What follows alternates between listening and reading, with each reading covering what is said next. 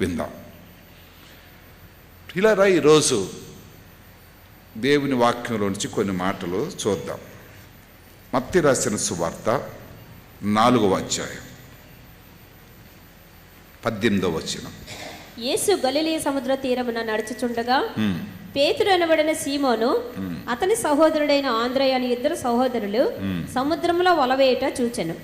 వారు జాలరులు. ఆయన, నా వెంబడి రండి, నేను మిమ్మను మనుష్యులను పట్టు జాలరులుగా చేతునని వారితో చెప్పెను. వెంటనే వారు తమ వలలు విడిచిపెట్టి ఆయనను వెంబడించిరి. చాలు.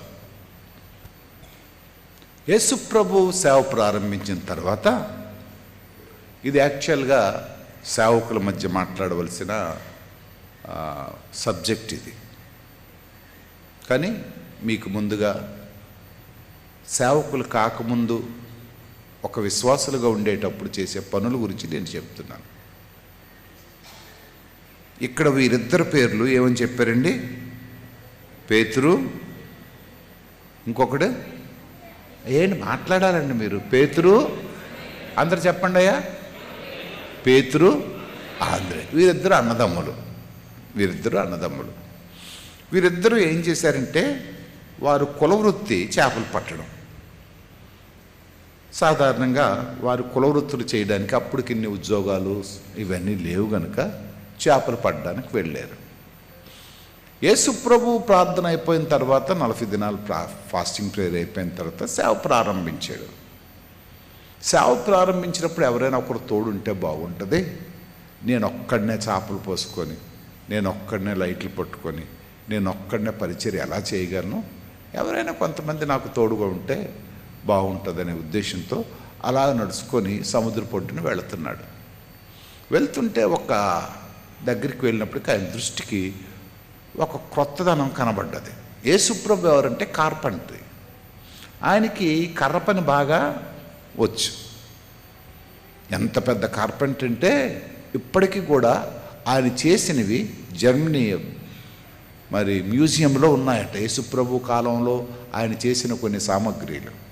అంటే యేసుప్రభు ఎంత ఈ లోకానికి వచ్చాడనే సంగతులు ఎంత ఖచ్చితమైనవో ఆయన చేసిన సామగ్రిలు ఉన్నాయట. చూడడానికి ఎప్పుడైనా మీరు వెళ్తే చూసి ఫోటోలు తీసుకురండి. అక్కడ ఆయనకి కార్పెంటరీ గురించి తెలుసు, కార్పెంటర్ వృత్తిగని తెలుసు. ఆ రోజు క్రొత్తదనం ఏంటంటే, వీళ్ళు వలలు వేస్తున్నారు సముద్రంలో. వలలు వేసి ఖాళీ నెట్లలాగా ఉన్నాయి, లాగుతుండేటప్పుడు చేపలు వస్తున్నాయి. యేసుప్రభు దగ్గరికి వెళ్ళి చూసుంటాడేమో బహుశా. ఈయన దృష్టికి ఈయనకి చేపలు కనబడటం లేదు నీటిలో. ఏం కనబడుతున్నాయి సముద్రంలోనా? ఏముంటుంది సముద్రంలోనా? నీరుంటుంది, నీరే కనబడుతుంది. కానీ నీరు కనబడుతున్న మనకి చేపలు కనబడవు. కానీ ఆ ఫిషర్మెన్స్కి ఏం కనబడతాయంటే, చేపలు ఎక్కడుంటాయో వాళ్ళకి బాగా తెలుసు. ఏ కులవృత్తి వాళ్ళకి ఆ కులంలో ఉండే పరిస్థితులు, అక్కడుండే స్థితిగతులు వారికి బాగా తెలుస్తాయి. పాస్టర్లు మాకేంటి తెలుస్తుందంటే, ఏ సబ్జెక్ట్ ఎక్కడుందో, ఏ మూల ఎక్కడ చదివితే తెలుస్తుందో అనేది మాకు తెలుస్తుంటుంది. బహుశా మీకు బైబిల్లో ఉండే వాక్యాలు తెలుసు, కానీ అన్నీ తెలియకపోవచ్చు, అన్నీ మీరు నేర్చుకోకపోవచ్చు. టీచర్స్కి ఏం తెలుస్తుందంటే, పిల్లలకి ఎలా పాఠాలు చెప్పాలా, ఎలాగలే చెప్తే వాళ్ళు వినగలరు, అది టీచర్స్కి తెలుస్తుంది. ఆఫీస్లో ఉన్న వాళ్ళకి ఆఫీస్ వరకు బాగా తెలుస్తుంది. అకౌంటెంట్స్కి అకౌంట్స్ రాయడం బాగా తెలుస్తుంది. కనుక యేసు ప్రభుకు కొన్ని నిమిషాలు చూస్తే, ఆ ఖాళీ వలలు వేస్తుంటే తిరిగి వచ్చినప్పటికీ చేపలు వస్తున్నాయి. ఈయన విజన్ ఏంటంటే, ఈయన దర్శనం ఏంటంటే, సర్వలోకము సర్వసృష్టికి సువార్త ప్రకటించాలి. అసలు ఆయన ఆ విషయం మీదే ఈ లోకానికి వచ్చాడు.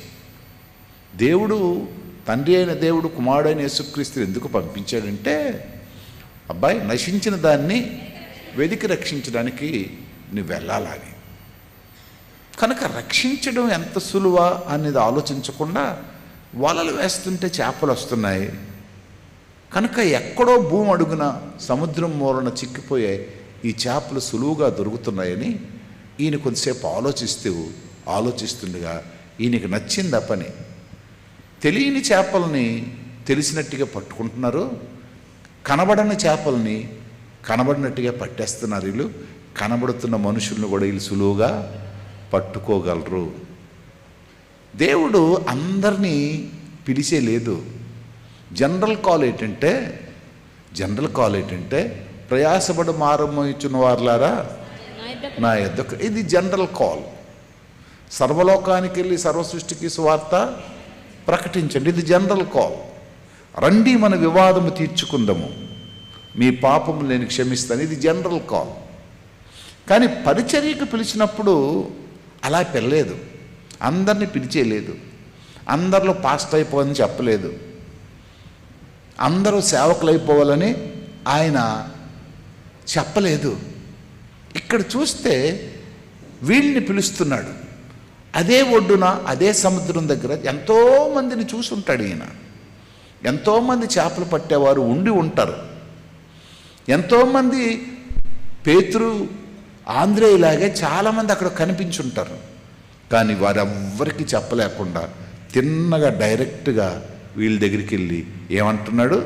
నా వెంబడి రండి, నా వెంబడి రండి, నేను మిమ్మల్ని మనుష్యులను మీకు ఒక అపాయింట్మెంట్ ఆర్డర్ ఇస్తాను. నేను నా దగ్గరకు వస్తే, నా వెనక మీరు వస్తే, నా పనిలో మీరు పాలు పంపులు పొందితే నేనేం చేస్తానంటే మీకు ఒక ఉద్యోగం ఇస్తాను. మిమ్ముని ఇంతవరకు చేపలు పడుతున్న మీరు మనుషులు పట్టు జాలర్లుగా చేస్తాను. అందరూ గట్టిగా దేవుని స్తోత్రం చెల్లించండి. దీనికి దానికి ఎంత తేడా చూడండి. చేప మాట్లాడగలదా? మనిషి చేప నువ్వు ఎక్కడేస్తే అక్కడ పడి ఉంటుంది. కానీ మనిషో ఆడికి నచ్చినట్టుగా ఆడు ఉంటాడు, కానీ నీకు నచ్చినట్టుగా వాళ్ళు ఉండలేరు. నువ్వు వెళ్ళమన్నట్టుగా వెళ్ళలేరు. నువ్వు తినమన్నట్టుగా తినలేరు. నువ్వు కూర్చోమన్నట్టుగా కూర్చోలేరు. ఇక్కడ ఎంత కంప్లీట్ డిఫరెంట్ వర్క్ ఇస్తున్నాడు. చేప ఒకసారి పట్టుకుంటే మన కంట్రోల్ అయిపోద్ది. తపేళ్ళు వేస్తే తపేళ్ళు ఉంటుంది, పొయ్యి మీద పెడితే పొయ్యి మీద ఉంటుంది. ఎందుకు నన్ను పొయ్యి మీద పెట్టావని అడగదు. కత్తిపేట పెట్టి కోస్తుంటే ఎందుకు నన్ను ముక్కలు కోసేస్తున్నావని అడగలేదు. ఎందుకు నాకు ఉప్పు కారం పెడుతున్నావని చేప అడగదు.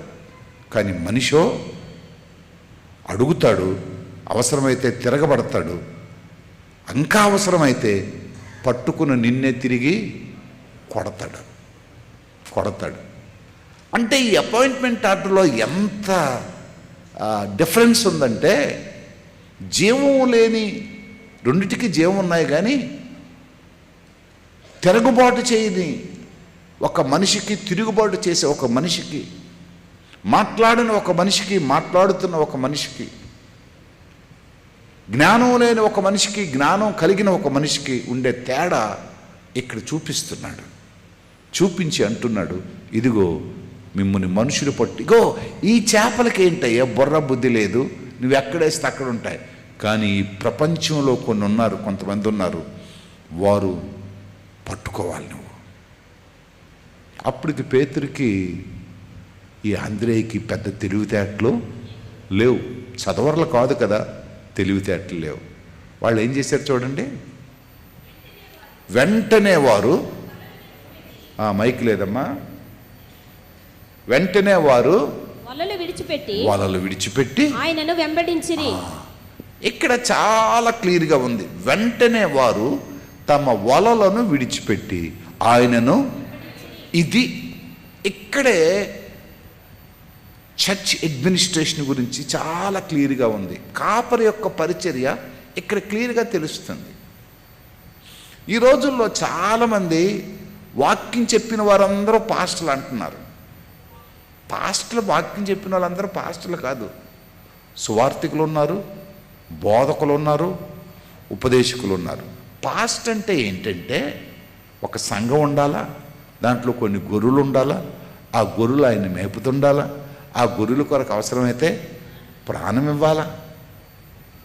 నేను ఎందుకు ఈ మాటలు చెప్తానంటే, చాలాసార్లు కాపరి అనే మాటకు అర్థం తెలియకుండా ప్రసంగం చేసినంత మాత్రాన కాపరి అయిపోతున్నారు చాలామంది. ఇది శుద్ధ తప్పు.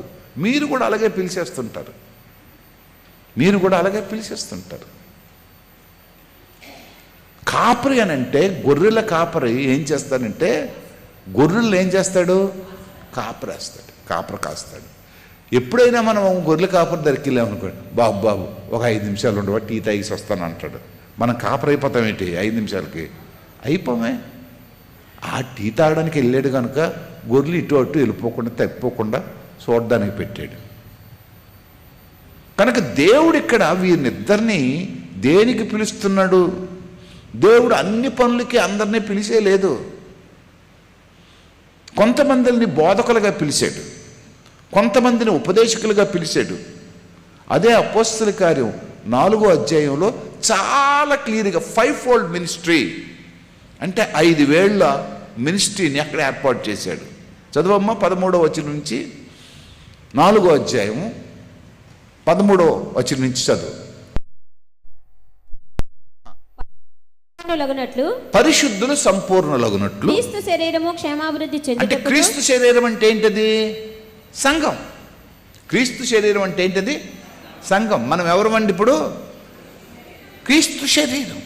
సంపూర్ణులగునట్లును క్రీస్తు శరీరం క్షేమాభివృద్ధి చెందుటకు. క్షేమాభివృద్ధి చెందినట్లకి మనం క్షేమంగా ఉండాలని, అభివృద్ధి చెందాలని, మనం సంపూర్ణమగునట్లును పరిచర్య ధర్మం జరుగుటకును జరిగించుటకును ఆయన కొందరిని అపొస్తలులుగా, జాగ్రత్త వినండి, కొందరిని, నా వైపు చూడండి, కొందరిని ఏం చేసేటంటే అపోస్తలులుగా పెట్టాడు. కొందరిని ప్రవక్తలుగాను, కొందరిని ప్రవక్తలుగా పెట్టాడు. కొందరిని సువార్తికులను గాను, కొంతమందిని సువార్తికులుగా పెట్టాడు. కొందరిని కాపరులుగాను, కొంతమందిని కాపర్లుగా పెట్టాడు. ఉపదేశకులుగాను, కొంతమందిని ఉపదేశకులుగా నియమించెను. దీంట్లో కాపర పరిచర్య ఒకటి. అందరూ కాపర్లు కాదు, అందరూ ప్రవక్తలు కాదు, అందరూ కాపర్లు కాదు, అందరూ ఉపదేశకులు కాదు. నేను చెప్తుంది వాక్యం చెప్తున్నాను. చాలా సుత్తి మాటలు చెప్పి మనుషుల్ని రెచ్చగొట్టే పనులు చేస్తారు. మేము వాక్యం చెప్తున్నాం కదా, మేము ప్రార్థన చేస్తున్నాం, తప్పు ఇవి. వాక్యం ఏం చెప్తుందంటే పౌలు చాలా జ్ఞానయుక్తమైన బోధకుడు. అరే అబ్బాయి, ఎఫ్ఎస్సి సంఘం మీ మధ్యకి చాలామంది వస్తారయ్యా, కానీ అందరూ మీ పాస్టర్లో కారు, అందరూ మీ కాపర్లో కారు. కొందరిని ఉపదేశకులు వస్తారు, కొందరు బోధకులు వస్తారు, కొంతమంది అపోస్తులు వస్తారు, కొంతమంది ప్రవక్తలు వస్తారు, కొంతమందే కాపర్లు వస్తారు. దేవుడు వీళ్ళిద్దరినీ దేనికి పిలుస్తున్నాడంటే, ఏయ్ పేతురు, ఆంద్రే, మిమ్మల్ని దేనికి పిలుస్తున్నాను తెలుసా? మనుషులు పట్టు జాలర్లుగా. కాపరి యొక్క పరిచర్య మనుషులను పట్టే పరిచర్య. సంఘంలోకి వచ్చిన తర్వాత ప్రవచనం చెప్తాడు ప్రవచనకర్త. సంఘం చెప్పిన తర్వాత teaching method, Bible college, theological college, బోధకుడు బోధ చేస్తుంటాడు. సంఘంకి వచ్చిన తర్వాత ఆయన ఉపదేశం చేసి నువ్వు అక్కడికి వెళ్ళు, నువ్వు ఎక్కడికి వెళ్ళని అపోస్తలుడు సంఘాన్ని ప్రారంభిస్తాడు. కానీ నేను అసలు తీర్చిదిద్దింది, నీకు రక్షణ అనుభవం చెప్పింది, నీకు పరిశుద్ధాత్మ ఎక్స్పీరియన్స్ చెప్పింది, నిన్ను మారు మనసు అనుభవం బోధించింది, నీకు బాప్తిసం ఇచ్చింది ఎవరంటే సంఘ కాపరి. అర్థమైందా మీకు? సంఘ కాపరి. ఆ పరిచర్యకు ఇద్దరిని పిలిచాడు. వీళ్ళేం చేశారు? పరిచర్యకి వెళ్ళకముందు ఏంటి? పరిచర్యకి వెళ్ళకముందు చేపలు పట్టేవారు. పరిచర్యకు పిలగ్గానే ఏం చేశారు? వెంటనే ఆయన వెంబడించారు. అది మీరు అసలైన పాయింట్ మర్చిపోతున్నారు అక్కడ. మళ్ళీ చదవండి ఒకసారి. ఆయన నా వెంబడి రండి, నేను మిమ్మల్ని మనుషులను పట్ట జాలరులుగా చేతునని వారితో చెప్పాను. వెంటనే వారు తమ వలలు విడిచిపెట్టి, నాకు కావాల్సింది ఏంటి? వెంటనే వారు తమ వలలను ఏం చేశారు? విడిచిపెట్టారు. ఈరోజు చాలా మంది చేసే పని ఏంటంటే విడిచిపెట్టరు. మాస్టర్లు పాస్టర్లే, ఆఫీసర్లు పాస్టర్లే, ఆదివారం వరకు వాళ్ళు ఉద్యోగాలు చేసుకుంటారు. ఆదివారం ఏమైపోతున్నారు? వాళ్ళు పాస్టర్లు అయిపోతున్నారు. జాగ్రత్త వినండి. నేను ఉద్యోగం రిజైన్ ఇచ్చిన తర్వాత ఆ పాస్టమ్మ గారు బీఈడి అయిపోయారు. అప్పటికే ఎంఏ కడుతున్నారు, ఎంఏ బీఈడి అయ్యారు. పాలకొల్లు మీటింగ్స్కి వెళ్ళాం. నటరాజు మొదలయ్యారు గారనే ఒక భార్య, ఆవిడ పాటలు పాడేది, ఆవిడ నేను కలిసి పాటలు పాడేవాడు. పాలకొల్లోని గాబ్రియల్ గారిని ఒక ఆయన బోధకుడు ఉండేవాడు. ఆయన నాకు పిలిచి కౌన్సిలింగ్ చేశాడు. నువ్వు ఎలాగా ఉద్యోగం వదిలేసావు కదా, మీ మామగారికి సొంత స్కూల్ ఉంది కదా, ఆ స్కూల్కి ఆవిడని ప్రిన్సిపల్ చేసేస్తానంటున్నారు. ఆవిడ ప్రిన్సిపల్ అయిపోతే నీకు ఆదాయం వస్తుంది, నీకు గొడవ ఉండదు. వాళ్ళ సొంత స్కూల్ అది, ఎవరికి ఆర్డర్ గురించి ఉద్యోగం గురించి అడగవసరం లేదు, తనే బాస్ అయిపోద్ది. అప్పటికి మా జాన్ బాబుకు పెళ్ళి అవ్వలేదు, అంటే మా బామ్మర్దికి పెళ్ళి అవ్వలేదు, ఈవిడే బాసు. కనుక నీకు ఉద్యోగం వచ్చేస్తుంది, నీకు ఉద్యోగం వదిలేసావు కనుక ఆవిడకు ఉద్యోగం అంటే ఆలోచించి చెప్తానని రూమ్లోకి వెళ్ళాను. భక్తిగా ఉండేవాడినప్పుడు ప్రార్థన చేస్తే ప్రభువు నాతోటి, అంటే మాట్లాడడం గట్ట కాదు కానీ నా మనసులో ఒకటి, నేనే ఉద్యోగం వదిలేస్తే మరలా మా ఆవిడకు ఉద్యోగం అడగడం ఏంటి? కుర్రోడినప్పుడు రోషం. నేనే ఉద్యోగం వదిలేస్తే మా ఆవిడకి మళ్ళీ ఉద్యోగం చేయడం ఏంటి? నేను పాస్టర్ గారిని అయితే మా ఆవిడ కూడా పాస్టర్ అమ్మాయి అనిపించాలా? నేను పాస్టర్ గారిను, మా ఆవిడ మాస్టర్ అమ్మ, ఇదేం బాగోలేదే అని మరుసటి రోజు తెల్లవారు టిఫిన్కి వెళ్ళినప్పుడు, అయ్యా మా ఆవిడకి ఉద్యోగం వద్దండి నాన్న.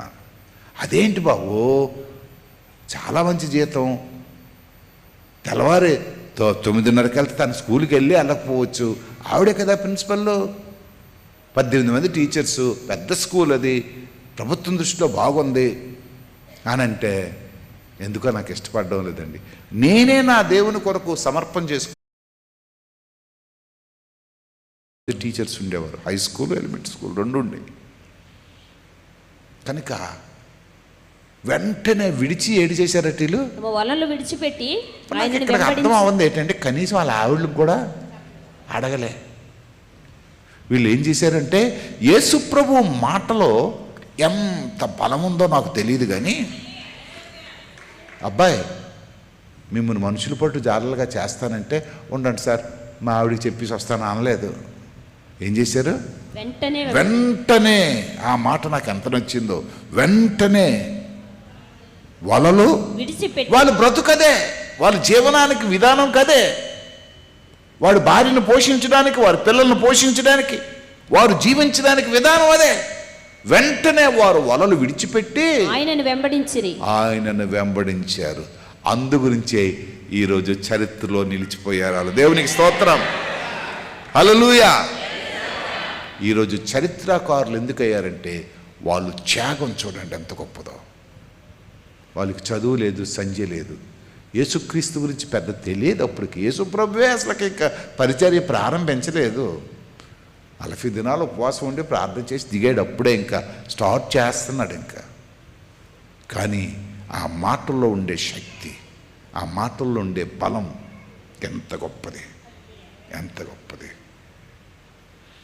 మన పలాసలోనే బోస్ గారని సుభాష్ చంద్రబోస్ అని ఒక ఎంఆర్ఓ ఉండేవాడు. ఆయన తర్వాత కలెక్టర్ అయ్యాడు. ఆయన కన్నబాబుకి ఆపరేషన్ అయినప్పుడు విజయభాస్కర్ రెడ్డి అని ఒక డిఎస్పి ఉండేవాడు. ఈయన నేను ఇక్కడ బాలకృష్ణ డాక్టర్ హాస్పిటల్ ముందు కూర్చునేవాళ్ళం, కుర్చీలు వేసుకొని కూర్చొని మాట్లాడేవాళ్ళం. వాళ్ళ భార్య క్రైస్తవురాలు, కానీ ఇంక ఇష్టం ఉండేది కాదు.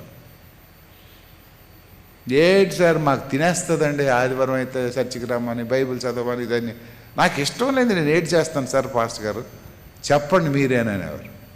బైబిల్ చదివి చూడండి ఎలాగని చెప్పేవాడు. ఆఖరికి జాయింట్ కలెక్టర్ అయిపోయిన తర్వాత ఏం చేశాడు తెలుసా? ఆయన ఉద్యోగం రిజైన్ ఇచ్చి పాస్ట్ అయిపోయాడు.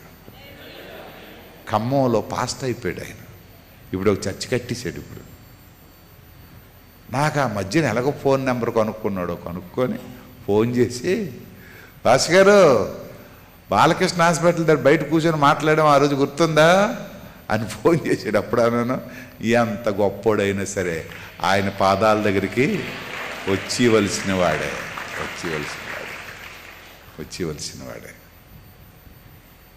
నేను ఎందుకు ఈ మాటలు చెప్తున్నాను తెలుసా? ఈరోజు మనందరం కూడా అలాగే వచ్చాం. దేవుని మాట విని, దేవుని యొక్క శక్తివంతమైన ఒక వాగ్దానమో, ఒక సాక్ష్యమో, ఒక కార్యమో చూసి ప్రభువుని అంగీకరించాం. మనందరికీ సాక్ష్యాలు ఉన్నాయి. జబ్బు పోయిందనో, జ్వరం పోయిందనో, కష్టం పోయిందనో, బాధ పోయిందనో, పాపం పోయిందనో, అలవాటు పోయిందనో, దేవుని మీద ఆధారపడే మనం ప్రభువుని నమ్ముకున్నాం. ఈ పేతురు ఆంద్రేయులాగా కిందకి మరొక ఇద్దరు అన్నదమ్ములు ఉన్నారు. ఈయన పేతురు, ఆంద్రేయి. మరొక కిందకు చూడండి. ఆయన అక్కడ నుండి వెళ్ళి జెబెదయి కుమారుడగు యాకోబు, అతని సహోదరుడైన యోహాను. మీదొచ్చామో పేతురు, ఆంద్రేయి, కిందొచ్చామో యాకోబు, యోహాను. వాళ్ళు వచ్చాము వలలు వేస్తున్నారు, చేపలు పడుతున్నారు. వీళ్ళేం చేస్తున్నారు? వలలు బాగు చేస్తున్నారు. అంటే వలలు వేసినప్పుడు చిరిగిపోతుంటే ఆ వలలో కిడతున్నారు. ఇక్కడ ఆధ్యాత్మికంగా అర్థం ఏంటంటే, సముద్రంలో ఉండే చేపలు కొంతమంది పడుతున్నారు, చిరిగిపోయిన జీవితాలు కొంతమందిని సెట్ చేస్తున్నారు, బాగు చేస్తున్నారు. ఇది సువార్త అంటే. దేవునికి స్థితి కలుగునుగాక. అట్టడుగు నుండే జీవితాలని కొంతమంది వెలుగు తీసి బయటకు వస్తున్నారు. కొంతమంది వచ్చేమో వచ్చిన జీవితాలు చిరిగిపోతుంటే పాడైపోతుంటే, పతనం అయిపోతుంటే, నాశనం అయిపోతుంటే, భార్యాభర్తలు దూరం అయిపోయి, కుటుంబాలు నాశనం అయిపోయి, ఒకరికొకరు కాకుండా పతనం అయిపోతుంటే అటువంటివి మరలా జాయిన్ చేస్తున్నారు, కలుపుతున్నారు, కలిపి కొడుతున్నారు. ఇది చూశాడు మళ్ళా దేవుడు. అక్కడ వలలు వేసిన వారిని చూశాడు, ఇక్కడ వలలో కుడుతున్న వారిని చూశాడు. చూసి ఏమన్నాడు? బాగు చేసుకొని చుండగా చూచి వారిని పిలిచాను. వెంటనే వారు, వీళ్ళని కూడా పిలిచాడు, అరే బాబు రండిరా అనేసి. వెంటనే వారు తమ దోనెను తమ తండ్రిని విడిచిపెట్టి ఆయనను వెంబడించిరి. మొదట వచ్చామో వలలే విడిచిపెట్టారు. రెండోది వచ్చామో ఏం చేశారు? వారి దోనెను తమ తండ్రిని కూడా విడిచిపెట్టేశారు. వాక్యం ఎంత సత్యమైనదో. దేవుని దగ్గరకు వచ్చినప్పుడు నా కొరకు నువ్వెవరినైనా విడిచిపెడితే నేను వారికి అనేక రెట్లు ఇస్తాను అన్నాడు దేవుడు. దేవునికి స్తోత్రం. కొన్నిసార్లు ఇది మనం చేయలేకపోతున్నాం. మన మమకారం, మన ప్రేమలు కొన్నిసార్లు చేయలేకపోతున్నాం. ఆదివారం గుడికి రావాలా, భర్తకు కొంచెం బాగోదు, ఎంతమంది ప్రార్థన చేసి ఏమండి 1 గంటన్నరే కదా దేవుని మందిరానికి వెళ్ళి వచ్చేస్తాను, ఎంతమంది అనగలరు? పిల్లోడికి కొంచెం ఇబ్బందికరంగా ఉంటుంది, బాగుంటాడు, ఆడికి తుమ్మొస్తే ఎంతమంది ప్రార్థన చేసుకొని రాగలం? సమర్పణ అంటారు దీన్ని, దేవుడి మీద ఉండే నమ్మకం అంటారు, దేవుడి కొరకు చేసే త్యాగం అంటారు. ఇది నీ దేవుడు వారిని రక్షించలేడా? నీ దేవుడు వారిని కాపాడలేడా? నువ్వు వస్తుంది ఎక్కడికి వస్తున్నావు? దేవుని దగ్గరికే వస్తున్నావు. నువ్వు దేవుని దగ్గరకు వస్తుంటే దేవుడు వారి దగ్గరికి వెళ్ళడా? దేవుడు వారిని చూడలేడా? కానీ మానవ హృదయం తహతహలాడిపోతుంది. అదే వీక్నెస్ అంటాను. చెయ్యగలిగింది మనం చేయలేక దేవుడిచ్చే ఆశీర్వాదాలు కోల్పోతుంటాం. ఎంతోమంది పిల్లల కొరకు సంఘానికి లేట్ అయిపోతుంటారు, భర్తల కొరకు కూర వండడానికి కొరకు సంఘానికి లేట్ అయిపోతుంటారు, క్యారేజ్ కట్టాలని సంఘానికి లేట్ అయిపోతుంటారు. అంటే అక్కడ ఎవరికి ఇంపార్టెన్స్ ఇచ్చినట్టుగా? భర్తకే దేవుడికే, భర్తకి, పిల్లలకే దేవుడికే, పిల్లలకి. అంటే పిల్లలు ఇవ్వడం దేవుని తప్పు కాదే. పిల్లలు ఇవ్వడం దేవుని తప్పు కాదే. కానీ పిల్లలకి ఇవ్వాలి ఇంపార్టెన్సు, దేవునికి ఇవ్వాలి ఇంపార్టెన్స్. పిల్లల్ని వదిలేయమని చెప్పను, తల్లిదండ్రులను వదిలేయమని చెప్పను, భర్తను వదిలేయమని చెప్పను. కానీ ఇంపార్టెన్స్ ఇవ్వాల్సి వచ్చినప్పుడు the first priority given to God. మొట్టమొదటి ఇంపార్టెన్స్ దేవునికి ఇవ్వాలి. పీలరా నేను ఒక పిచ్చోడ్నో లేకపోతే ఎర్రోడ్నో అనుకోవచ్చు. ఇంట్లో నాకు అప్పుడప్పుడు మా బంధువులతో నాకు డిస్కషన్ అవుతుంది. ఎలాగున్నారు వెళ్ళిపోతారు అంటారు అటెండ్ మీటింగ్కి, నల్లకపోతున్నారు కదా, కొంచెం కష్టం అయిపోతుంది కదా అంటే నాకు ఎందుకో ఇష్టం ఉండదు. నేను బతికున్నంతకాలం, నడవనంతకాలం, చెప్పగలిగినంతకాలం, చేయగలిగినంతకాలం దేవుని పని చేయాలా. నాది మొండుతనం అనండి. కొన్నిసార్లు నాకు నా పొరపాటు వలన, నేను చేసే కొంచెం మొండుతనం వలన నాకు ఇబ్బంది ఎదురవుతుంది కాదన్నాను. నేను ఇబ్బంది ఎదురవుతుంది కాదన్న. గత సోమవారం పోలీస్ స్టేషన్లో ఉన్నాం, నేను, మా సిన్హా గారని మా స్టేట్ ప్రెసిడెంట్ గారు. అక్కడ పర్మిషన్స్కు కొంచెం కష్టమైంది. ఎందుకు అక్కడ మెమోరియల్ సర్వీస్ చేయడం. దాని గురించి ఇక్కడి నుంచి బయలుదేరి ట్రైన్లోనే బట్టలు మార్చుకున్నాను. నేను ట్రైన్లోనే సూటు గీటు అంతా వేసుకొని డైరెక్ట్గా స్టేజ్కి వెళ్ళిపోయాను. మళ్ళా స్టేజ్ అయిపోయిన తర్వాత మీటింగ్ అయిపోయిన వెంటనే మళ్ళీ అక్కడికి వెళ్ళి ఏసీకి డార్మెటరీలోకి వెళ్ళి సూటు గట్టి ఇప్పేసి మళ్ళీ ట్రైన్ ఎక్కిపోయాను. కేవలం మీటింగ్ దగ్గర కూర్చోవడానికి వెళ్ళాను. పెద్ద పెద్ద నాయకులందరూ వచ్చారు. ఏంటి అని అంటే అదంతే. వెళ్ళడం వలన నా నాయకత్వానికి అక్కడుండే ప్రజలకు నా ఇండిపెండెన్స్ కనబడ్డది. నాయకుడిగా నేను దాక్కోపోకూడదు, ఆయన ఒక్కడైపోతారు. అక్కడ ఎంతోమంది నాయకులు ఉన్నారు. మనలో ఒక ఆయన చనిపోయాడు కనుక మన బలాన్ని మన పరిస్థితుల్ని చూపించుకోవాలా. రేపు నేను చచ్చిపోయినా మీరు చచ్చిపోయినా మనలో ఎవరైపోయినా సరే మన యొక్క స్థితిగతులు మన యొక్క ఉనికిని ప్రజలకి వినిపించాల. చాలామంది కనుక మనమందరం కూడా దేవుని చేత పిలువబడిన వారం, దేవునికి స్థితి కలుగునుట. పిలువబడిన మనం ఏం చేస్తున్నామంటే రెండో పాయింట్, మనము పిలువబడిన వారు. రెండో పాయింట్ ఏంటంటే పిలువబడిన వారము దేవుని నుంచి జారిపోతున్నాం. ఏమైపోతున్నాం అటండి? జారిపోతున్నాం. జారిపోవడం అంటే ఏంటి? జారిపోవడం అంటే ఏంటండి? ఆయనకి దొరకకుండా పోతున్నాం. పేతురు దగ్గర నుంచి శిష్యులందరూ కూడా యేసుప్రభుతోటే ఉన్నారు, యేసుప్రభుతోటే తిరిగారు, యేసుప్రభు మాటలనే విన్నారు, యేసుప్రభు కొరకే బ్రతికారు. కానీ ఒకరోజు వచ్చినప్పుడు మెల్లగా ఒక్కొక్కడు ఏమైపోయాడు? జారిపోయాడు. ఒక్కొక్కడు జారిపోయాడు. కనుక ప్రియులారా, సారీ నాకు టైంలు ఇవేవో ఉంటాయి కొన్ని,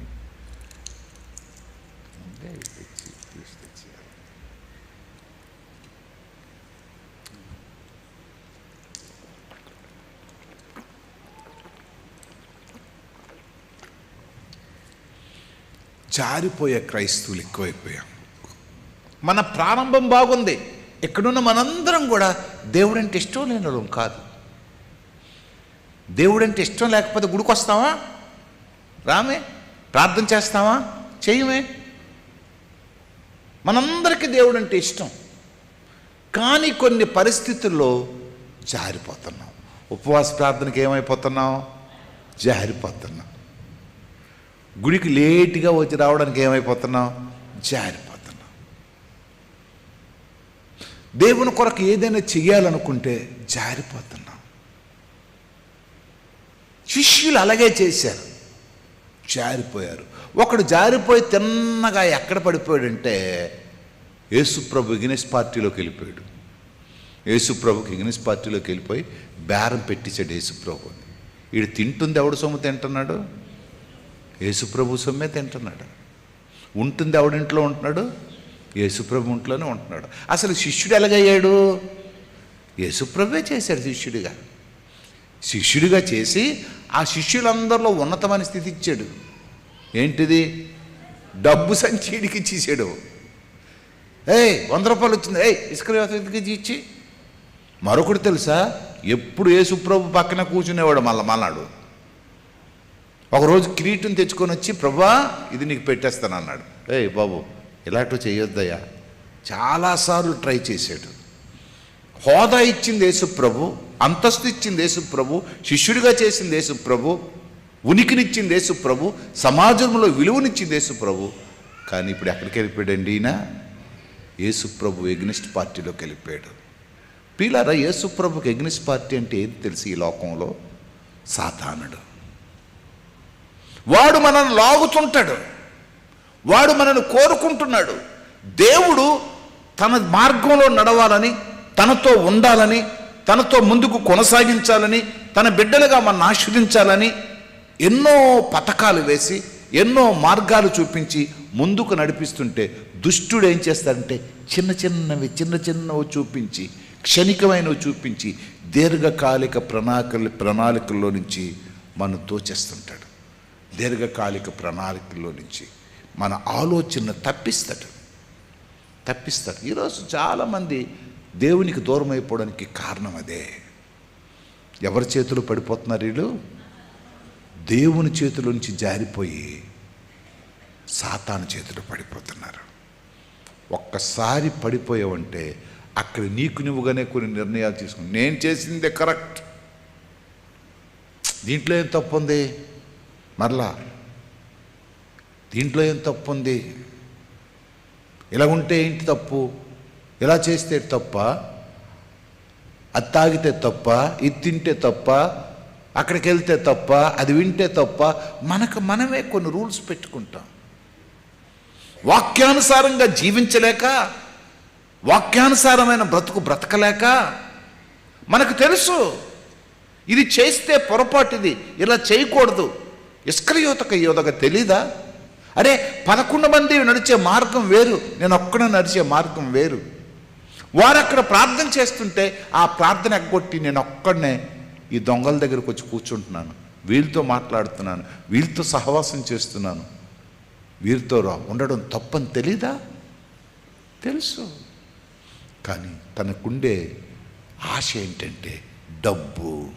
తనకుండే ఆశ ఏంటది? డబ్బు కొరకు జారిపోయాడు. మొట్టమొదటి పిలువబడిన మనము దేవుని చేతిలోంచి జారిపోతున్నాం. ఆదాము అవ్వలే జారిపోయారు.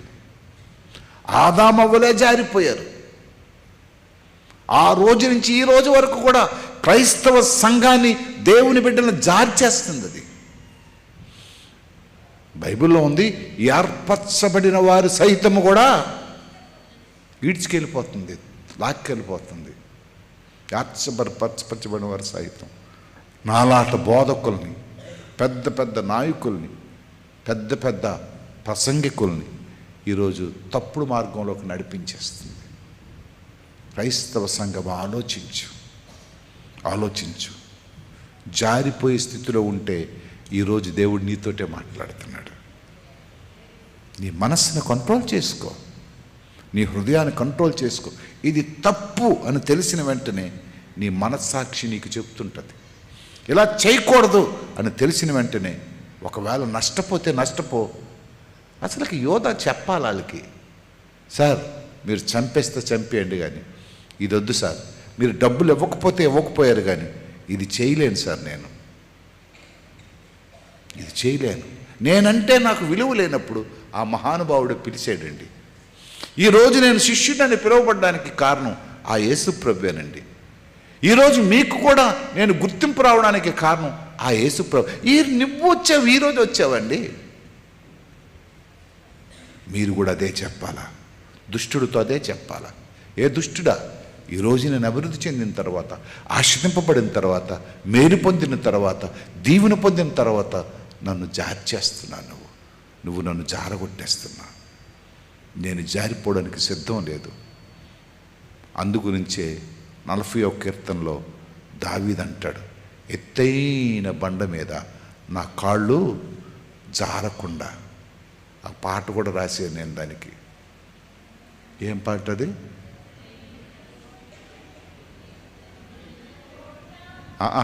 అది కాదమ్మా, అదే చదువమ్మా ఆ మాట. నా పాదములు బండ మీద నిలిపి నా అడుగులు స్థిరపరచెను. నా అడుగులు జారకుండా నన్ను స్థిరపరచి బలపరచు దేవ్. నా అడుగులు జారకుండా నన్ను స్థిరపరచి బలపరచినావు. పూజ్యనీయుడా, స్తుతికి పాత్రుడా, మత్యదేవుడవు, నిత్య దేవుడవు. నా మట్టుకు నేను రాసుకున్నాను ఇది. నేను జారిపోతానేటో నాయన, భయం వేస్తుంది ప్రభా, జారిపోతానేటో. నా అడుగులు జారిపోతే నేను పతనం అయిపోతాను. దేవుడు నాతో కూడా మాట్లాడతాడు కదా. దేవుడు నాతో కూడా నేను కూడా మనిషిని కదా, నేను కూడా మనిషినే. నా అడుగులు స్థిరపరచు. మూడోది చూద్దాం. మొట్టమొదటిది మనం పిలవబడిన వారం, రెండవది మనము జారిపోతుండే వారం, మూడవది మనం పారిపోయేవారం. రెండవది ఏంటట? జారిపోయేవారం. మూడవది మనం ఏంటట? పారిపోయేవారం. ఇది ఇంకా డేంజర్. జారిపోవడం మొదలు పెడితే ఈ పారిపోవడం చాలా సులువు. ఈ జారిపోయే వారందరూ కూడా ఒకరోజు వచ్చింది, ఒకరోజు ఏమైపోయారు? పారిపోయారు.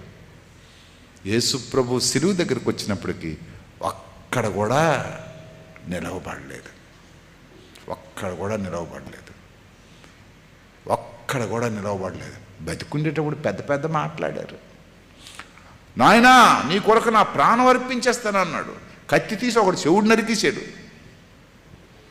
ఎస్, నీ కొరకు నా ప్రాణమే అర్పించేస్తానన్నాడు. కానీ ఎప్పుడైతే రాను వారు వచ్చి ఆయన పట్టుకున్నారో మెల్లగా పారిపోయారు. పిరికి పందలు వీరు, పిరికి పందలు. దేవుని బిడ్డలు ఎప్పుడు పిరికి పందల్లో ఉండకూడదు. ప్రస్తుత సమాజానికి ఇప్పుడు కావలసింది ధైర్యమైన క్రైస్తవులు కావాలా? జాగ్రత్తగా వినండి. ధైర్యహీనుడు ఎవ్వడు కూడా పనికిరాడు. పిరికి వారు దేవుని రాజ్యానికి స్వతంత్రించుకున్నారు, చేరరు. దేవుని రాజ్యాన్ని స్వతంత్రించుకోరు. దేవుని రాజ్యాన్ని స్వతంత్రించుకోరు.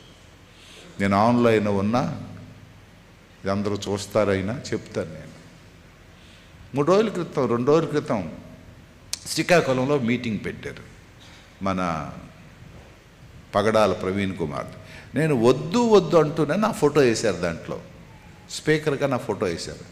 తెల్లవారి 7 గంటలకల్లా పోలీసులు ఆ పాస్టర్ గారి దగ్గరికి వెళ్ళి, ఇక్కడ మీటింగ్ అవుతుంది, మీ చైర్మన్ గారు వస్తున్నారు, ఇక్కడ ఏదో గొడవ అవుతుంది, డామ్ డూమ్ ఢీమ్ అని పెట్టడానికి వీల్లేదు, డామ్ డూమ్ ఢీమ్ అని పిలిచారు.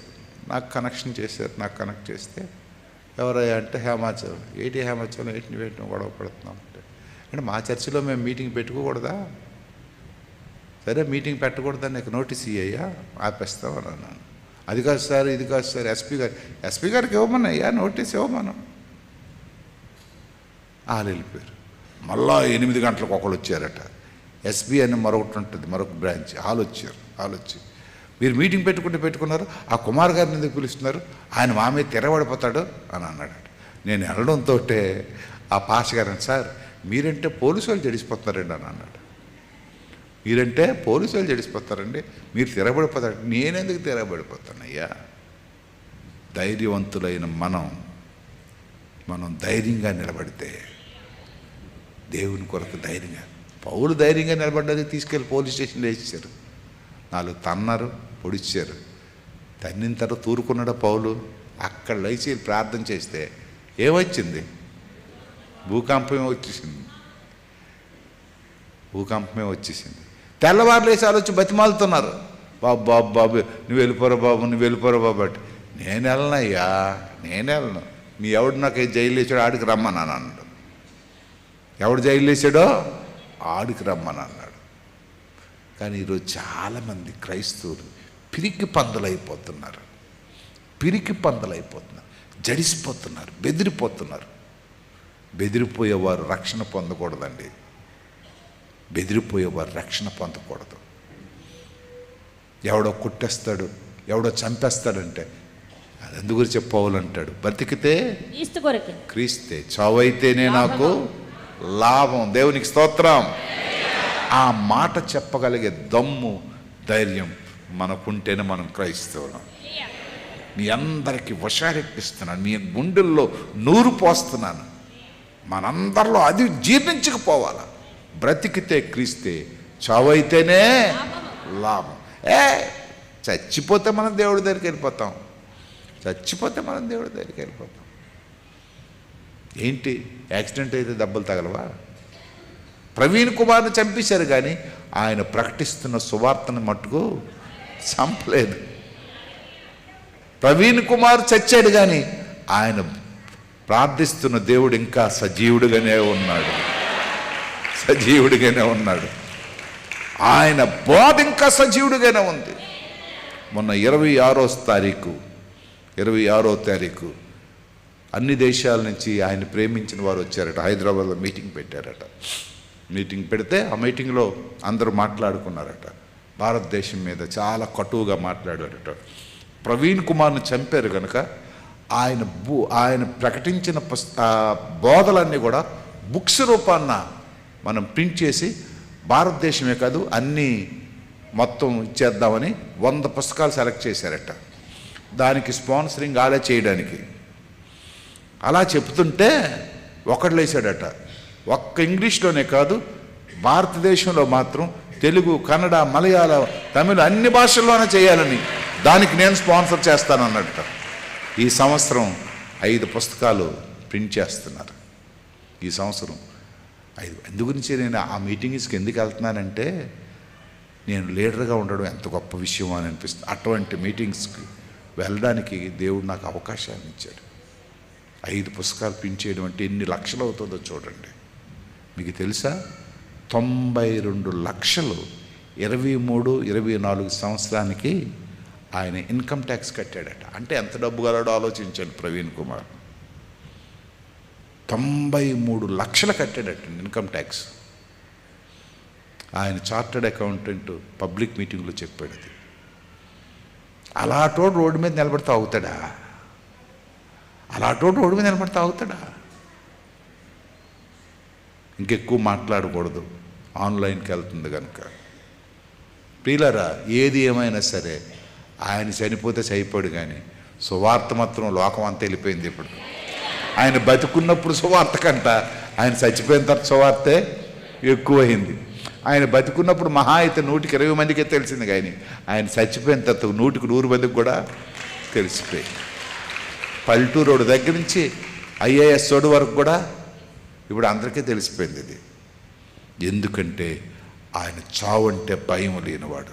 క్రైస్తవుడా పారిపోయే క్రైస్తవుడుగానే ఉండకూడదు. మోషే లాంటి ప్రారంభ సౌరత్వం, ఏలియా లాంటి ప్రారంభ సౌరత్వం ఉండకూడదు. మోషే చాలా మంచోడే, ప్రారంభం బాగే ఉంది. టక వచ్చాడే, దేవుడు నాకు పంపించాడని 2 గుద్దులు ఒకటి చంపేశాడు. చంపిస్తే మరుసటి రోజు ఇశ్రాయేలు ఒకడు వచ్చారే, నిన్న గుద్ది చంపించినట్టు కాదు ఇవాళ. నేను ఎవరిని తెలిసి, నేను ఇశ్రాయేలు వెళ్ళినప్పటికీ అపోస్తలుల కార్యం 7వ అధ్యాయం అంటాడు, మోషే పారిపోయెను. మోషే ఏమైపోయాడటండి అంటే, శ్రమ వచ్చినప్పటికీ చచ్చిపోతానని భయం వేసి ఏమైపోయాడండి? పారిపోయాడు. హెబ్రీయులకు రాసిన పత్రిక 12వ అధ్యాయం అంటాడు, ఐగుప్తులో ఉండే సకల విద్యలు నేర్చుకున్న మోషే ఒక్క పనికి మాలినోడు ఒక్క మాట అంటే ఏమైపోయాడట? పారిపోయాడు. మనుషులు కాయవలసిన మోషే ఇప్పుడు ఏం కాస్తున్నాడు? గొర్రెలు కాసుకుంటున్నాడు.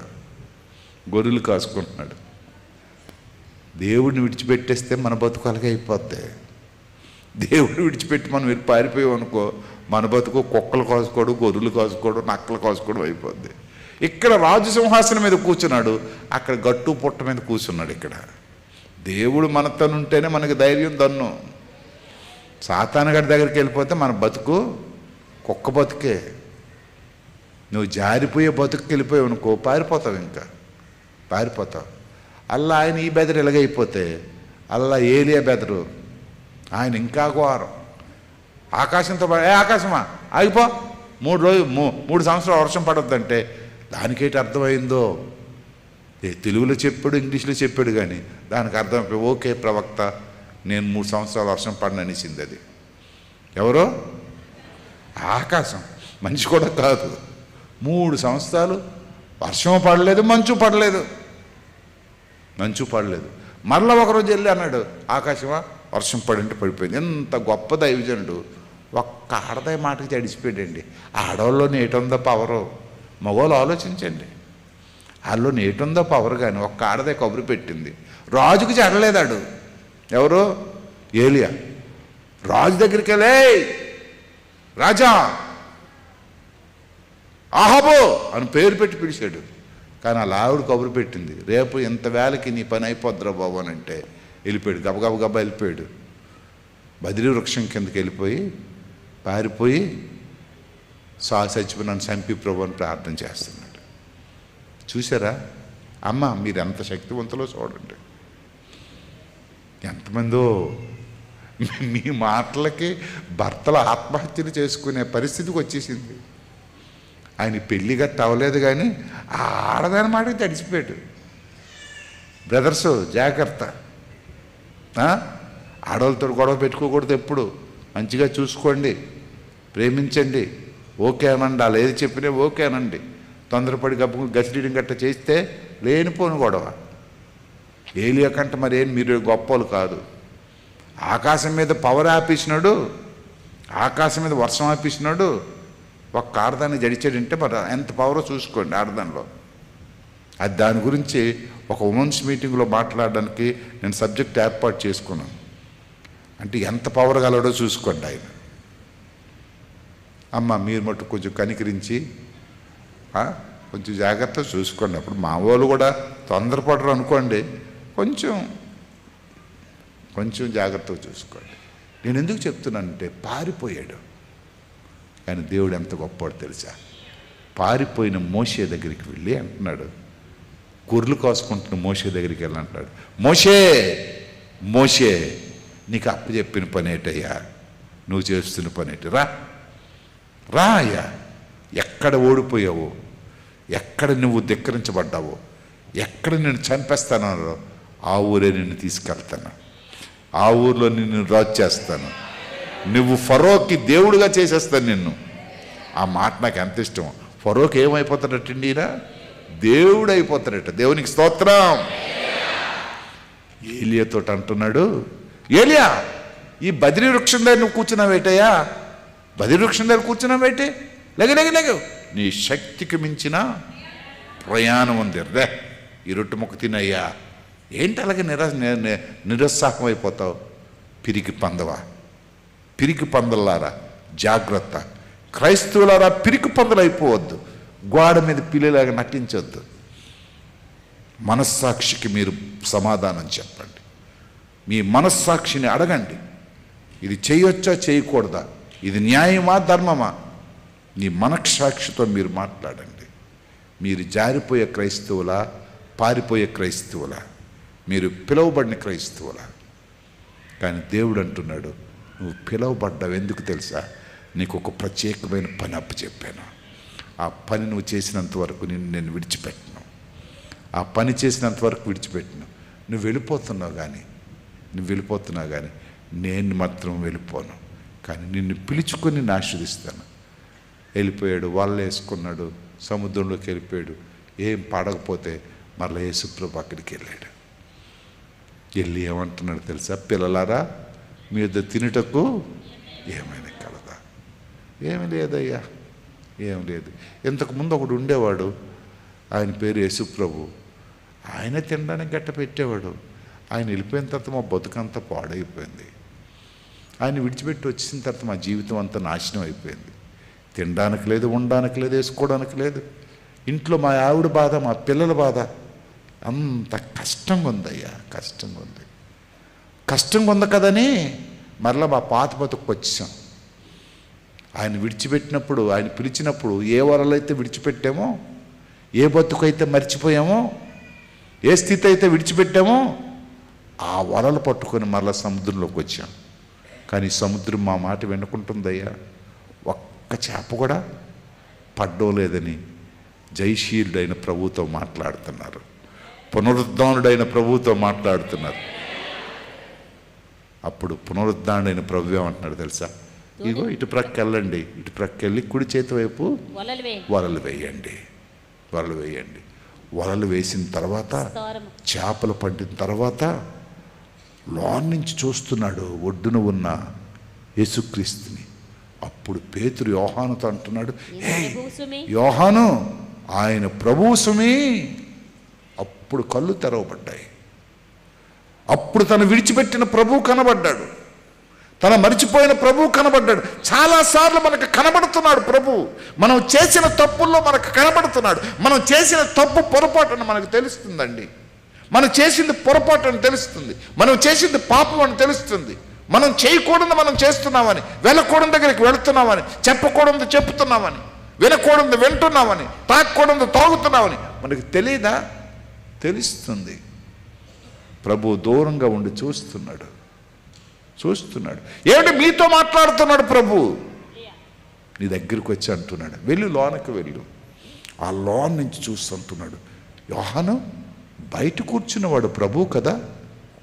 అబ్బో, ఎందుకు ఈ చేపలు పడ్డాయి తెలుసా? ఎందుకు ఈ ఆశీర్వాదం వచ్చింది తెలుసా? మనం ఎండిపోయామని తెలుసు, మనం నలిగిపోయామని తెలుసు, మన బ్రతుకులు చిదిగిపోయామని తెలుసు. అందుగురించే ప్రభు వచ్చాడు, అందుగురించే మమ్మల్ని నింపాడు, అందుగురించే మనం కోల్పోయినది మనకు కావలసింది ఆయన ఇచ్చేశాడు. బయటకు వచ్చి అంటున్నాడు, ప్రభు పాదాల దగ్గర పడిపోయి అంటున్నాడు, ప్రభువా నన్ను విడిచిపెట్టి వెళ్ళిపోను ఆయన, నిన్ను విడిచిపెట్టి నేను వచ్చేసాను. ఎక్కడో వలలు వేసుకుంటున్న నన్ను తీసుకెళ్ళి పెద్ద సభల్లో ఎక్కించావు, నా వే ఆఫ్ డ్రెస్సింగ్ మార్చావు, నా మాట తీరు మార్చావు, ఎంత ఘనత ఇచ్చావు ప్రభా. నీవే లేకపోతే నాకు ఈ ఘనత వస్తుందా? ఏదో పల్లెటూరులో పుట్టినవాడిని నేను, నాకు అసలుకి ఈ ఘనత రావడానికి కారణం నీవే నాకు అభిషేకించావయ్యా, నీవే నాకు పరిశుద్ధాత్మతో అభిషేకించావు, నీవే నన్ను దీవించావయ్యా, నీవే నన్ను శిష్యుడిగా చేసావయ్యా. నువ్విచ్చిన ఘనత అవన్నీ పోగొట్టుకున్నాను, నేను గర్విష్ఠుని అయిపోయినయ్యా. నా గొప్పతనం, నా మంచితనం, నేను బ్రతకగలను, నేను గొప్పోడును అనుకున్నానయ్యా. కానీ ఇప్పుడు తెలిసింది, నీవు లేకపోతే నా జీవితం లేదని, నీవు లేకపోతే నేను బ్రతకలేనని. నన్ను విడిచి వెళ్ళిపోండి. అప్పుడు ప్రభు అంటున్నాడు, ఇదిగో నీకు అప్పచెప్పిన పని మళ్ళా గుర్తు చేస్తున్నాను, నా మందను కాయు.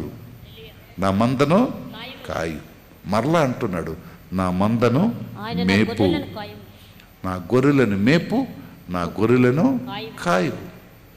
నీకు సంఘాన్ని అప్పచెప్తున్నాను, ఈ సంఘము నీ మీద కడతానయ్యా, నేను అప్పచెప్పిన పని విడిచిపెట్టి నువ్వు పారిపోయావు, జారిపోయావు, మారిపోయావయ్యా. కానీ నేను మారిపోలేదు. నా ప్రేమ, కనికరం, నా జాలి, నా కరుణ, నా దయ యాజ్ ఇట్ ఈస్గా ఉందయ్యా, ఉంది. నేను నా పిల్లల్ని దూరం చేసుకోను. ఈరోజు మీతో మాట్లాడుతున్నాడు దేవుడు. నువ్వు పారిపోయేవేమో కానీ ఆయన పారిపోలేదు, నువ్వు మారిపోయేవేమో కానీ ఆయన మారిపోలేదు, నువ్వు ఆయన విడిచిపెట్టి దూరం అయిపోయేవేమో కానీ, నువ్వు భయపడిపోతున్నవేమో కానీ ఆయన ఇంకా భయపడలేదు. ఆయన సిద్ధంగా ఉన్నాడు ఈరోజు వరకు కూడా. పేతురులాగా నువ్వు వస్తే మోషేలాగా పిలిచినట్టుగా పిలుస్తున్నాడు ఆయన. మోషే అని పిలుస్తున్నాడు. నిన్ను కూడా నీ పేరు పెట్టుకొని పిలుస్తున్నాడు. ఎందుకు తెలుసా?